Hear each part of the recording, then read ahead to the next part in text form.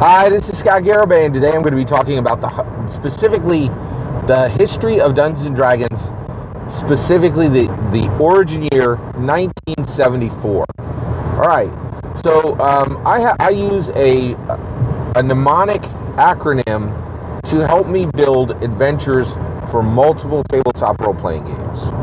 And this mnemonic acronym is CLEAR. I'm using it a lot recently. It's kind of a filter that is incredibly useful for me to build, specifically first and foremost, to build adventures for story, to build content for each session, adventures, right?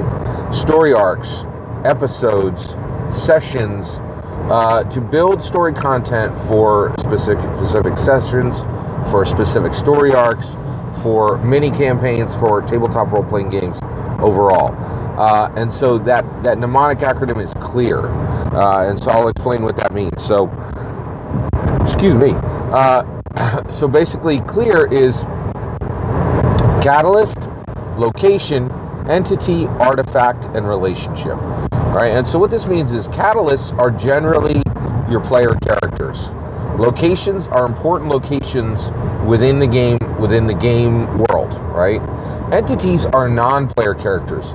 These are people and creatures, sentient creatures within the game who are impacting the catalysts, right? But aren't really the main focus of the story. Next are artifacts. Artifacts are objects, right? They can be magical or non-magical. So they can be magical objects, or they could be mundane objects that have a specific meaning or purpose. Okay, so an artifact could be a heritage sword, right? A sword that has absolutely no magical properties, but goes back in a fighter's heritage line and belonged to his great grandmother, right? So that would be a heritage sword, right? No magical, it has no magical abilities, but it's an artifact. And then, like, for instance, a single copper coin would not be an artifact. It would just be it'd be a mundane item, right? So artifacts. And then last is relationships.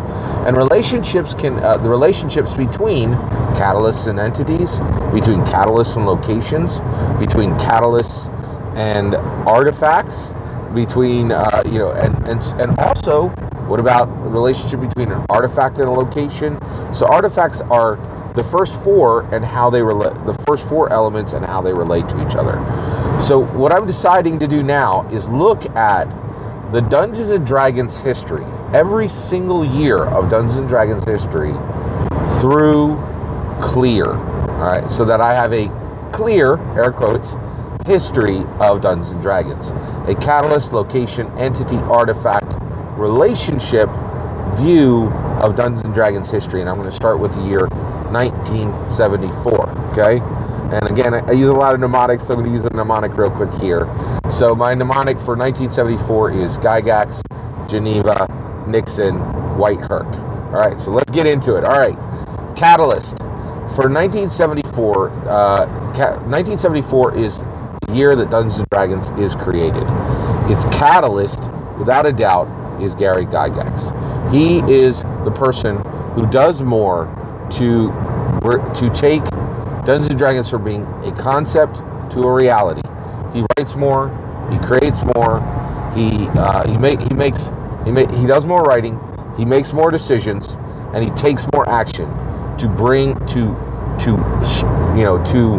very carefully and very forcefully drag Dungeons and Dragons from concept to reality than anyone on the planet, right? So he is the catalyst for 1974. Gary Gygax brings Dungeons and Dragons forward in 1974. Okay, he's the primary catalyst who brings Dungeons and Dragons forward in 1974. And at this point in 1974, Dungeons and Dragons existed, which it didn't. It is the first tabletop role-playing game in all of history.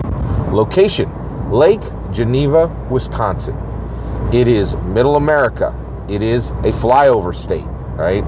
But one of the things that's really wonderful is here we see this super special, super wonderful, Dungeons & Dragons is a new art vector. It is a new game. It is a new way for people to express themselves, a new way for people to tell collaborative storytelling. But it comes out of Lake Geneva, Wisconsin, right? It's not on the right coast. It's not on the left coast. It's not where you would find intellectual elites. It's coming out of Middle America, so Dungeons and Dragons, an element of Americana, one of the most valuable intellectual properties in the world today, comes out of Lake Geneva, Wisconsin, right? And I honestly believe Lake Geneva, Wisconsin is famous for multiple reasons, but I actually believe that Lake Geneva, Wisconsin will probably be known, after all said and done, as the birthplace of Dungeons and Dragons. So I think that's the most important thing about that location. Entities, all right? Entity is Richard Nixon. So it's 1974. America has just been rocked by one of the largest political scandals in history, Watergate, right? Which it was so important in American history that now we've heard a million gates.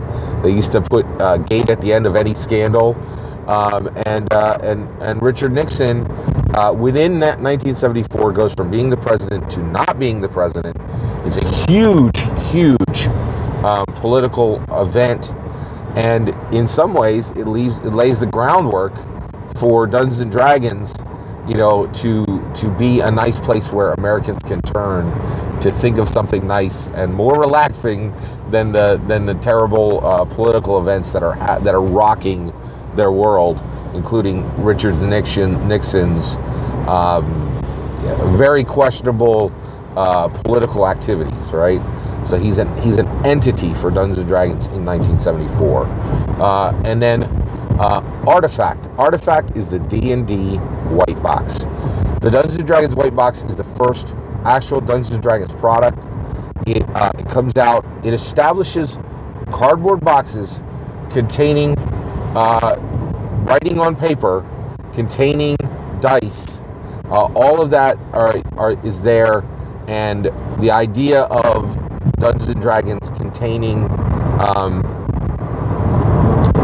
having one box that will allow you to play almost an infinite number of fantasy stories is, again, it's huge, it's groundbreaking, and D&D White Box, more than anything else, establishes the box format, which is lovingly protected and heralded and homaged to this very day within tabletop role-playing games. Okay, box sets are beautifully loved by many. Okay, all right. Relationship. What is Dungeons and Dragons relationship? First and foremost, its key relationship in 1974. Here you go. Dungeons and Dragons is related to rap music. In 1974, Dungeons and Dragons relationship to rap music is first established. Okay, now essentially in August 1973, at 1520 Sedgwick Avenue in New York City, DJ Kool Herc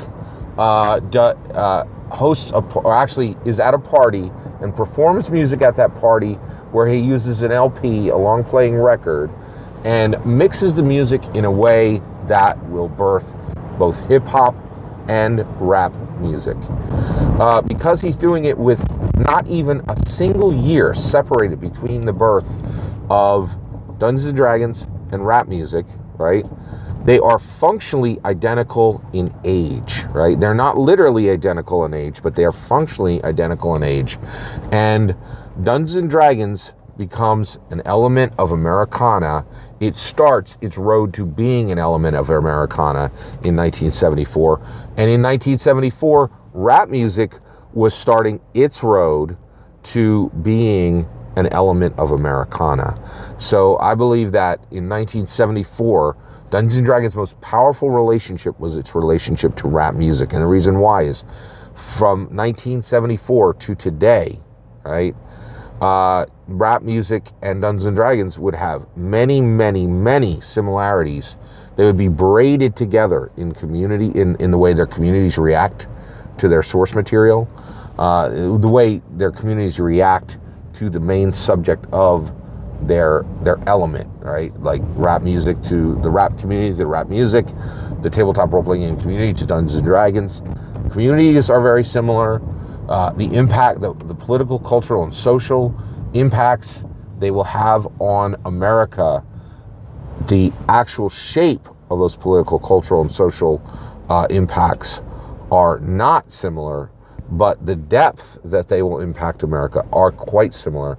And the frequency and the beat of how these two major elements of Americana will shape America begin in 1974. So that is a clear 1974, that is a J. Scott Garibay clear 1974 Dungeons and Dragons history commentary. I'd love to know your thoughts on this idea, or whatever you think about the 1974 year of Dungeons and Dragons history. Please let me know below. Please consider liking and subscribing, and have a wonderful day.